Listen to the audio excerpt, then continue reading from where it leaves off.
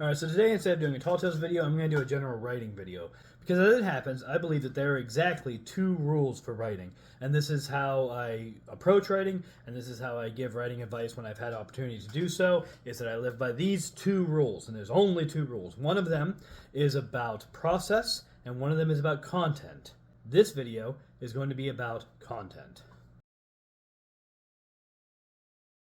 The rule for content is very simple, actually. It is this: take every rule and advice you get as a writer and treat it as good advice. Now, here's what I mean by that.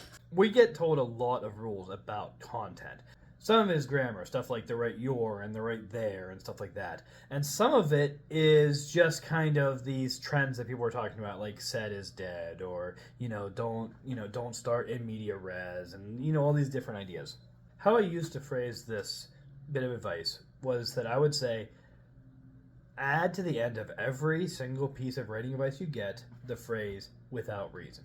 And that's essentially trying to get at the heart of this, but I found that saying it as treated as good advice is a better way to do it.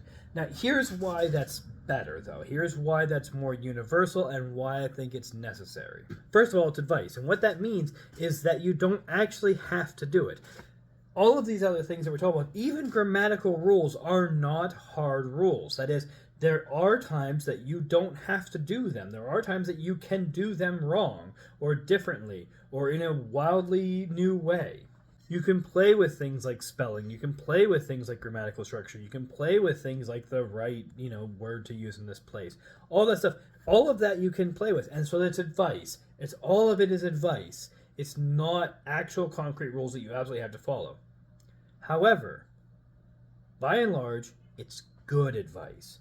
And what that means is that you shouldn't toss it out without having a really good reason to toss it out. So, if you're told, hey, don't use too many adverbs. Okay, that's good advice. There's a good reason that people are telling you to do that.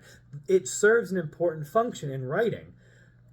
If you want to break that rule, you need to understand why that rule is there, and you have to understand why you're trying to break it, and you need to have a good reason. And so because you're viewing it as good advice, you're willing to break it, you're willing to say, no, this doesn't really apply, I'm not going to take this. But because you're viewing it as good advice, you're going to take it seriously. You're going to start from the assumption that this person is saying this thing, or this rule exists for a good reason, and in most cases it will apply, and therefore I need to stop and analyze why I'm not taking this advice. So all of it.